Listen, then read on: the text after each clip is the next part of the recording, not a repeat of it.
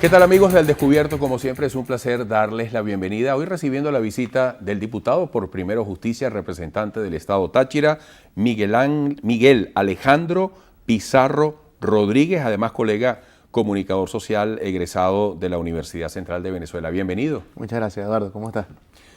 Muy contento de tenerte aquí. Abrigamos la esperanza de que apareciera una corbata. ¿Ha usado corbata alguna vez, Miguel Pizarro? Me ha tocado la penosa labor de tener que usar corbata un par de veces, pero yo soy un poco alérgico a esa estética tan acartonada. Yo creo que tiene que ver también un poquito con la edad. Al final, yo siempre he sido un defensor de que la estética no condiciona ni la inteligencia ni los criterios de las personas. Yo por eso además tengo los dos brazos tatuados. O sea, yo con el tema estético occidental he tenido mis reservas desde joven.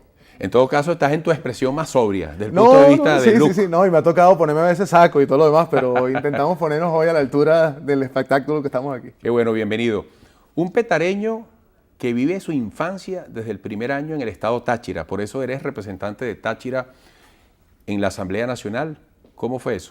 Mira, yo vengo de una familia de izquierda, yo vengo de una familia cuya historia está marcada mucho por las luchas de los 80 y de los 90, de la clandestinidad y de los movimientos, tal vez en mi parecer, y creo que con el tiempo la historia demostró que eran así, equivocados por la vía insurreccional para tomar el poder, y eso llevó a que durante mi infancia tuviésemos, digamos, algunas experiencias medio nómadas.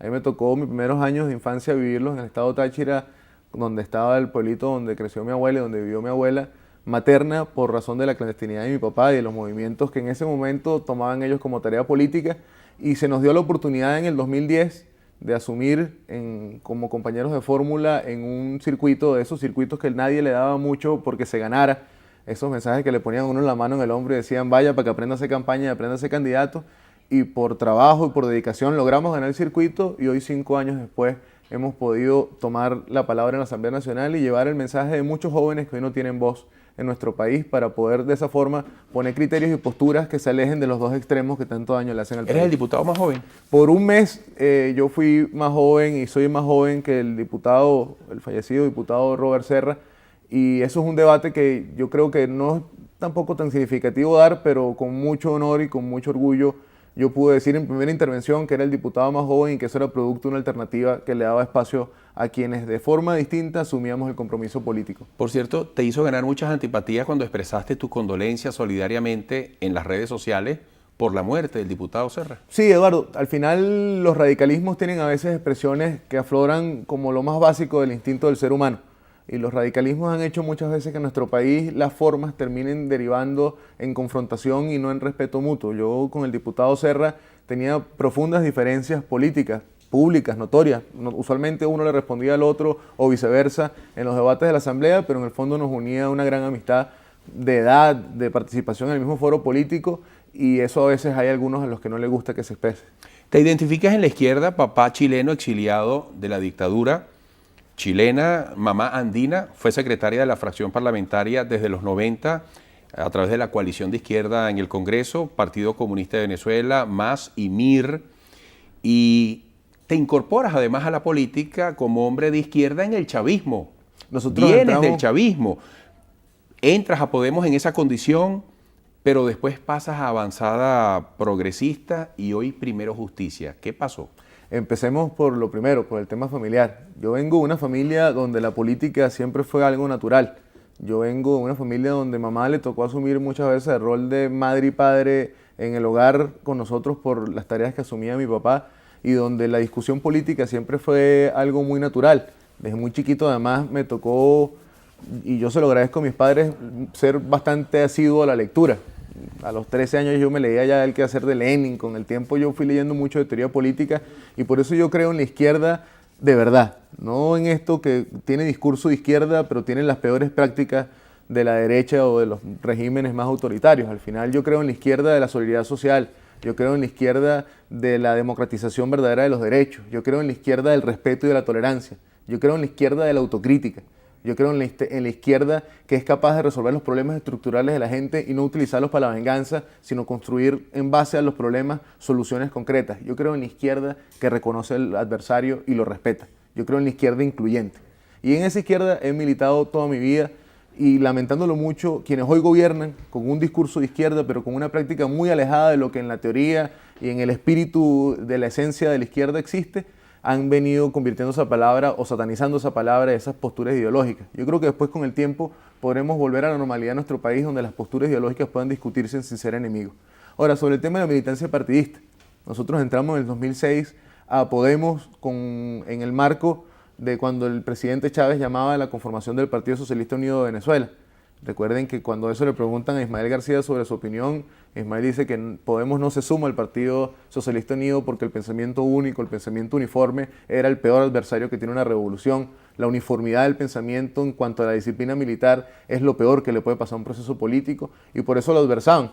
Y yo entro además sabiendo que venía pronto la reforma constitucional, que ya era un tema de discusión dentro del polo patriótico, era un punto central de la discusión sobre la teoría política de lo que derivaba del 2007 en adelante, y yo entro a Podemos con dos tareas fundamentales. La primera, la de ayudar a conformar y cohesionar un movimiento de jóvenes que trascendiera a los extremos políticos y pudiera en un espacio de centro, no atado a la polarización, construir una política, y lo segundo era consolidar esa plataforma, insertarla dentro de un movimiento juvenil universitario que le hiciera frente a la reforma constitucional, como efectivamente lo logramos, y ese 2 de diciembre del 2007 el pueblo venezolano defendió con su voto el proyecto político que se dio en el año 99, que es la Constitución de la República Bolivariana de Venezuela. La gente hoy en día tiene conciencia, se interesa por la diversidad de los partidos más allá de un logotipo, porque Pizarro estuvo en Podemos, luego en Avanzada Progresista con Henry Falcón, y hoy está en Primero Justicia, un izquierdista en Primero Justicia.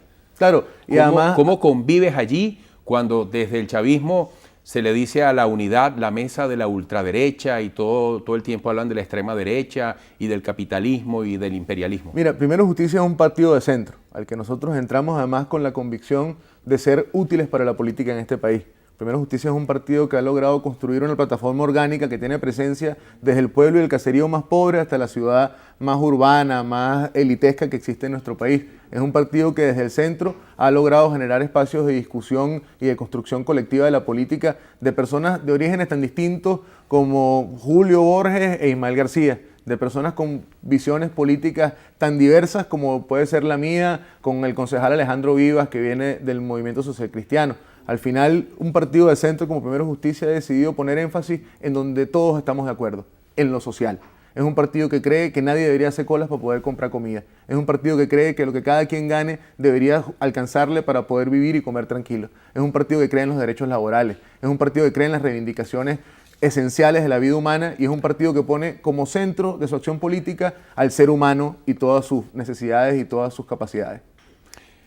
Para la próxima parte vamos a ir a la actualidad, a la reflexión, en la diversidad de enfoque que puede tener la generalidad de un país. Tú dices, Primero Justicia es un partido que creen que no haya colas para comprar las cosas. Bueno, probablemente en el PSV más de uno también creen que no debe haber cola. Pero hay una situación que tiende a hacerse compleja cada vez más y más. Vamos a unas elecciones. Ahorita está el tema de la solicitud de una ley de habilitante antiimperialista, pero la economía viene rodando en sus complicaciones. Vamos al país. En la próxima parte con el diputado Miguel Alejandro Pizarro Rodríguez, 27 años de edad, petareño, criado en Táchira y luego regresó a Caracas para mantenerse en la actividad política. Al descubierto.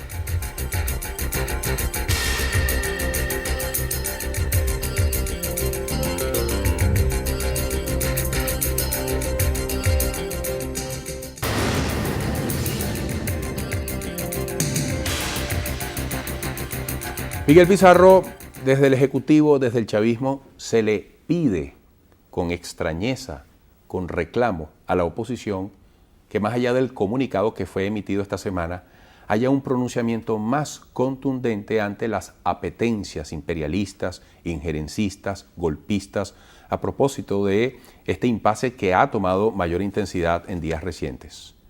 Y se está solicitando una ley antiimperialista, una ley habilitante. Cuéntanos qué perspectivas aprecias tú en esto, qué está de por medio. Mira, empecemos, Eduardo, por el tema del habilitante y hagamos un poquito de memoria de por qué nosotros estamos en contra de los poderes habilitantes del presidente. La penúltima habilitante se pidió con motivo de la emergencia de las lluvias y la emergencia de las viviendas. Se pidió con la promesa de que con esa ley se acababan los refugios y los damnificados. Y basta con darse una vueltica por la Candelaria y ver cómo está ese centro comercial que convirtieron en refugio lleno de personas todavía, o salida de Caracas por la Gran Mariscal de Ayacucho o por la vía hacia Maiquetía, a ver cómo los círculos de miseria siguen creciendo y cómo las zonas de alto riesgo siguen estando pobladas por venezolanos a los cuales no se resuelve el problema estructural de la vivienda, y cómo tenemos cientos de refugios en el país con cientos de familias que siguen esperando que su problema fundamental de tener un techo, que es su derecho humano, sea resuelto por parte del Estado venezolano. Luego pidieron una ley habilitante para acabar con la corrupción. Era la ley habilitante que se vendía como la panacea de la resolución del problema económico. Yo le digo a quien nos está viendo, ¿hay algún castigado por los 25.000 millones de dólares robados de PDVSA? ¿Hay un investigado por lo menos por las licencias de importación que terminan trayendo containers vacíos y no traen las medicinas y los alimentos que necesita la gente? Se ha acabado con el aparato burocrático que termina premiando al corrupto y castigando a quien trabaja. Sin duda que no se ha hecho. Se ha resuelto por vía del habilitante del tema económico, se resolvió el problema de la escasez. Quien nos está viendo consigue hoy en día pollo, carne, leche, café sin tener problemas en el mercado. Consiguen en las farmacias las medicinas que necesitan. Sin duda alguna, eso no resolvió el problema. Porque al final no es un tema de leyes habilitantes, es un problema del modelo político y cómo se viene implementando el modelo político, económico y social. Ahora piden una nueva habilitante con el tema de la conmoción de las agresiones imperiales, de las injerencias extranjeras en la política venezolana. Una habilitante que le da dos herramientas fundamentales para legislar al actual presidente de la República, que es uno, la legislación en materia penal, y lo segundo, que es la legislación en materias económicas con poderes plenos, sin que eso tenga que pasar por la Asamblea Nacional. Y la primera pregunta que tenemos que hacernos todos es ¿por qué sacan ese poder de la Asamblea? ¿Por qué no se puede discutir cosas que son de interés de la nación en un foro parlamentario donde están expresadas todas las fuerzas políticas? Por una razón sencilla, Eduardo. Las habilitantes en este momento son un espacio de acorazado ante un poder público y ante un partido de gobierno que saben que van a perder el Parlamento venezolano, que saben que en pocos meses los venezolanos tienen en su voto, en su conciencia, la capacidad de dar un paso concreto en cambiar esta realidad, de consolidar una asamblea que no discuta la agenda de los poderosos, sino la agenda del pueblo, que no engavete una discusión tan importante como la crisis económica y le dé prioridad a discusiones politiqueras sobre la injerencia extranjera. Nosotros lo hemos dicho con mucha claridad, lo dijo la Mesa de la Unidad y lo dijo primero Justicia. Nosotros no creemos en la injerencia de ningún tipo, ni la cubana, ni la nicaragüense, ni la china, ni la rusa, ni la gringa, porque al final los problemas de los venezolanos los resolvemos los venezolanos y tenemos las herramientas para resolverlos. Si la comunidad internacional quiere ayudar, no es con sanciones unilaterales que se ayuda, que manden observadores electorales, que ayuden a consolidar condiciones para que entre venezolanos podamos dirimir nuestras diferencias electoralmente. Pero en nombre de los estados de conmoción no se pueden generar iniciativas como esta que al final le dan superpoderes a una persona que hoy tiene menos del 20% de popularidad en nuestro país y cuya gestión se ha demostrado que está totalmente divorciada de los problemas de la gente. ¿Y por qué está divorciada, Eduardo? Por una razón. El que no sufre la crisis no está en condiciones de resolverla. Quien abre la puerta de la nevera y tiene eso lleno del mercado como por arte de magia no entiende que hay escasez. El que no depende de su sueldo para poder comprar la comida a final de mes o a final de semana no entiende el costo de la vida. El que anda con 7 camionetas blindadas y 30 escoltas alrededor no entiende de inseguridad. Y por eso esta élite política, esta élite económica, que prometieron acabar con los privilegios, pero que hoy tiene más privilegios que nadie, ha perdido la capacidad de entender e interpretar la crisis. Pizarro, hay indicadores técnicos que dicen que esto se puede complicar aún más, algo que ya está bastante complicado. ¿Qué pueden hacer la política y los políticos en este momento de incertidumbre, además de pedir un voto, de hacer promesas en función de las parlamentarias? Mira, sobre todo en un momento cuando muchos jóvenes como tú se están despidiendo de esta tierra, se están yendo a otros lugares. Así es, mira, Eduardo, lo primero es que esta no es una campaña de si Pizarro va por un lado o va por el otro, de cómo es el afiche más bonito, cuál es el mejor eslogan. Esto no es una campaña de una fiesta electoral, esto es una campaña de organización del descontento. Nos corresponde a nosotros dibujar a la gente cómo es una Asamblea Nacional que funcione, cómo es la Asamblea Nacional útil que este país necesita.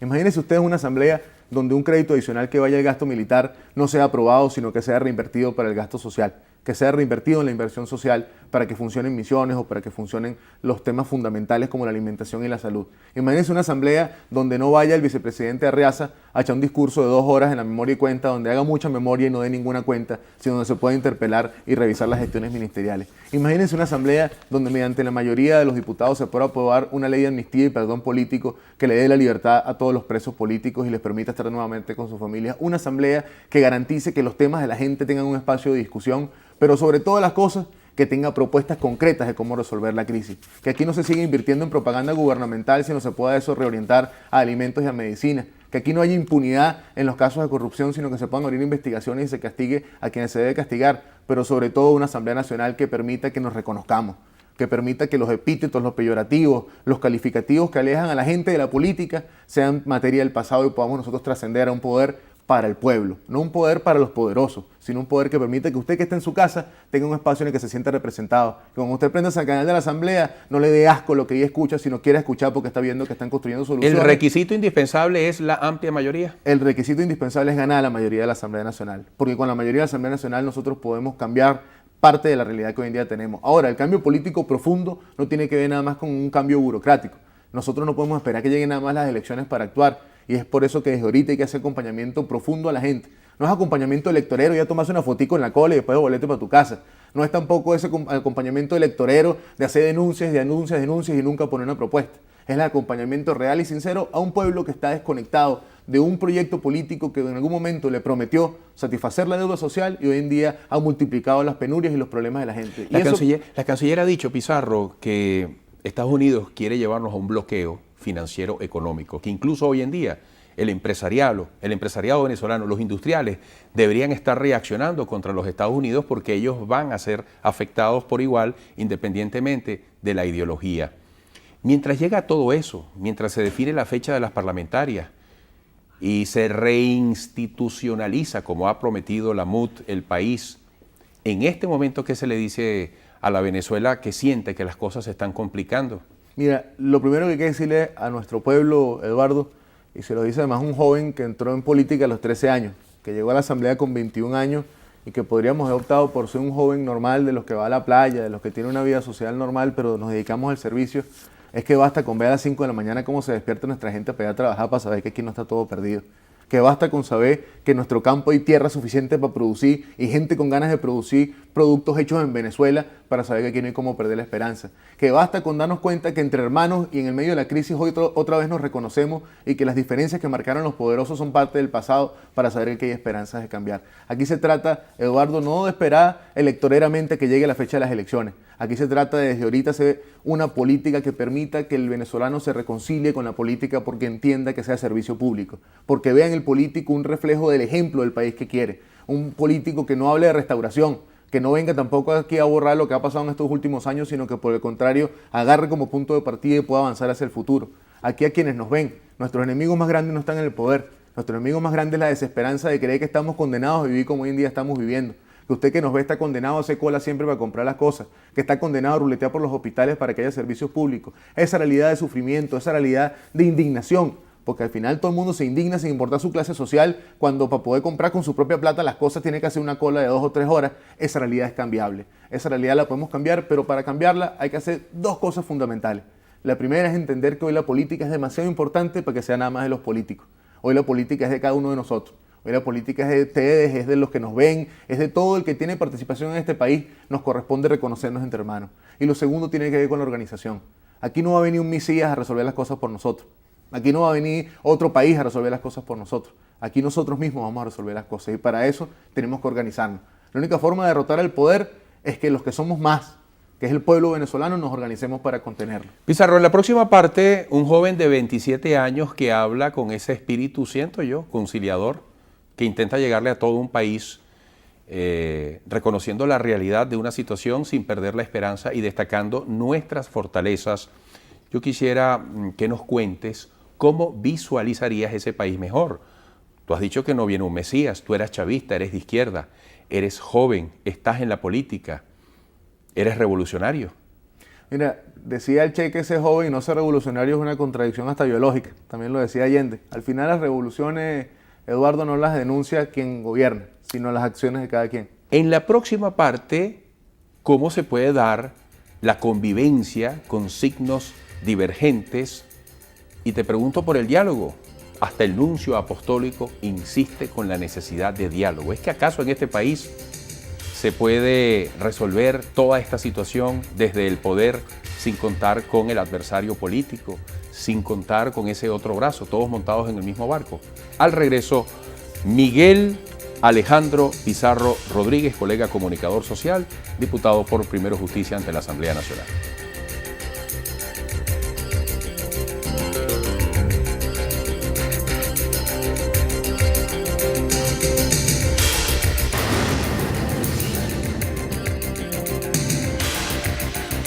En este programa solemos llamar a la gente con sus dos nombres, sus dos apellidos, porque esto es al descubierto.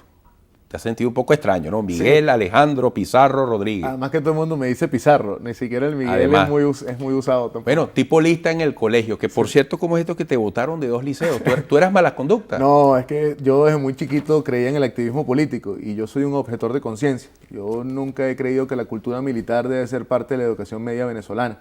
Y yo organicé mucha protesta contra la instrucción premilitar y eso derivó en que los liceos de la educación privada venezolana a veces tomar el activismo político como insubordinación, como desorden interno, y terminaron votándome de los colegios, aunque terminé graduándome el José Félix Rivas en Chuao. Ahora, eso lo hice como parte de mi experiencia política. Yo siempre he creído, Eduardo, que la conciencia es más fuerte que cualquier criterio, cualquier imposición. Y yo creo que cuando uno, desde la educación media, forma ciudadanos y forma con criterio de amplitud, y permite que cada joven se forme con sus criterios y no con los que les imponen, en esa medida ayudamos a que el país respete la divergencia y respete los criterios distintos. Mira, está resuelto este debate interno en la MUD, que si es consenso, que si todo es primarias. Hay importantes voceros, políticos emergentes, muy respetados, otros de larga data, que, oye, se sienten defraudados, se sienten afectados. ¿Ese es un debate cerrado o es digno de ser reconsiderado todavía? Mira, el debate dentro de la mesa de la unidad sobre el tema candidatural ha sido un debate que difícilmente va a dejar a todo el mundo contento siempre, pero ahí se escogió un método que en el 2010 funcionó y que yo creo que en este año, aumentando en un 100% la cantidad de primarias, también va a llevar a funcionar. Tanto consenso como sea posible y tantos acuerdos políticos como sea posible y tantas primarias como hagan falta. Los espacios donde hayan liderazgos que se encuentren, no haya liderazgos que se estén chocando, no haya partidos que se estén disputando el mismo espacio, es natural que vayan a elecciones primarias y por eso tenemos un incremento en el número de circuitos, sobre todo por liderazgos locales que quieren el derecho a medirse. Igual es natural los consensos y los acuerdos políticos entre organizaciones partidistas para preservar espacios para liderazgos naturales. Por ejemplo, María Corina Machado, que va por consenso en el circuito 2 del Estado Miranda, es natural que en ese circuito no hay un liderazgo más prominente que el de ella y es natural que por consenso se le dé, así como las listas de los partidos que tienen que ver con las máximas votaciones en los estados. Por lo que eso es un debate que, aunque es dinámico, aunque es cambiante, es un debate que no podemos darlo en blancos y negros. Yo creo que los matices de la política son necesarios, sobre todo en los temas electorales, porque en esa medida podemos conseguir espacios de encuentro. Ahora, en la mecánica política no está la agenda del pueblo. Eso tiene que caminar en paralelo a mantener profunda organización y acompañamiento de la lucha social. Si nosotros nos dedicamos solamente a hablar de candidatura, a hablar de injerencia, a hablar de la mecánica, y nos olvidamos del problema real que vive nuestro país, que es que la gente no consigue comida, la gente no consigue medicina, que la gente está viviendo una situación económica que empeora su día a día, nosotros nos vamos a divorciar de una realidad que nos va a alejar de un resultado electoral favorable. Como cierre, muy reflexivo, te dejaba planteada la interrogante. Este país no puede ser visualizado aproximándose y llegando a las soluciones solamente con un factor que gobierne de manera excluyente. ¿Cómo piensas que podemos convivir en la diferencia? Y además incluyo en esa pregunta una persona que habla con tu madurez a los 27 años de edad, que aspira a ser reelecto. ¿A dónde te imaginas? ¿Dónde te imaginas que puedes llegar en la política? Mira, yo soy un adversario desde muy chiquito de los que le dan besitos al espejo. Yo creo que uno en política tiene que aprender a ser útil y entender que la política no es un ejercicio individual, que la política permanentemente, si uno quiere ser exitoso, es un ejercicio colectivo y uno tiene que ser disciplinado en las tareas. Yo creo que mi visión es mantenerme en el Parlamento. Yo soy alguien que desde muy chiquito, creo que gracias al trabajo de mi mamá en el Congreso, la vida parlamentaria fue una vida muy natural y entiendo que además eso es un espacio donde las divergencias pueden ser discutidas y pueden ser resueltas y ahí es donde yo quiero hacer vida durante muchos años más, si se me permite. Pero si no es ahí donde a uno le toca, uno tiene que ser útil para construir el país que quiere. Eduardo, mira, en este país rescatar la política pasa por rescatar hasta el buenos días cuando uno entra a un sitio. Rescatar nuestro reconocimiento pasa por entender que el que más tiene o el que menos tiene no es nuestro enemigo, sino que tal vez tuvo más o menos oportunidades que los que uno tuvo. Que uno tiene que reconocer en el otro las diferencias, las fortalezas y las debilidades, pero que uno no puede perder nunca la forma. En nuestro país, desde el poder nos dividieron durante mucho tiempo. Convirtieron el odio como una forma de hacer política e hicieron que hermanos, primos, tíos, amigos dejaran de hablarse por motivo de la política. Y lo primero que nosotros debemos rescatar es eso, que nos reconozcamos entre hermanos, que cuando usted entre por un sitio diga hola, dé las gracias, diga por favor, que nosotros podamos con la política convertir a los venezolanos en un espacio de encuentro. Nadie solo puede superar una crisis. Ningún poder puede pretender que la otra mitad del país va a dejar de existir por arte de magia y no vas a tener con quién discutir, porque en los monólogos, en la uniformidad, en la disciplina militar para conducir las cosas solamente se ocultan las debilidades y la capacidad inequívoca de que uno va directo hacia Se agotó el tiempo. Hoy con una pregunta solemne, de rápida respuesta. Has descrito a un hombre entregado a la política. Tú tienes novia, tienes tiempo para eso, No, te comprenden. Yo soy un tipo soltero. Mi última relación tuvo un final estrepitoso con las elecciones ¿Por la presidenciales. Sí. Pero al no final, hubo comprensión. Mira, yo creo que es que nadie tiene por qué tampoco calarse el estilo de vida de uno en las condiciones que está. Ahora, mi compromiso fundamental, Eduardo, es con el servicio. Mi felicidad diaria no la mido en si me acompaña alguien o en cuánto tengo. Yo la felicidad la mido en cuánto uno es útil y cómo uno puede servir a la gente, porque creo que lo único que uno deja como recuerdo y como legado cuando uno deja de existir físicamente en el mundo es que hizo uno por los demás. Y a eso es lo que yo me quiero dedicar toda mi vida. Bueno, diputado, ha sido un placer tenerle por acá Gracias a al ustedes. descubierto. Muchas gracias. Miguel Alejandro Pizarro Rodríguez, comunicador social de la UCB, miembro de Primero Justicia, representa al Estado Táchira en la Asamblea Nacional y aspira a la reelección. Hoy al descubierto. A todos ustedes también nuestra gratitud y, como siempre, el deseo porque tengan una gran semana.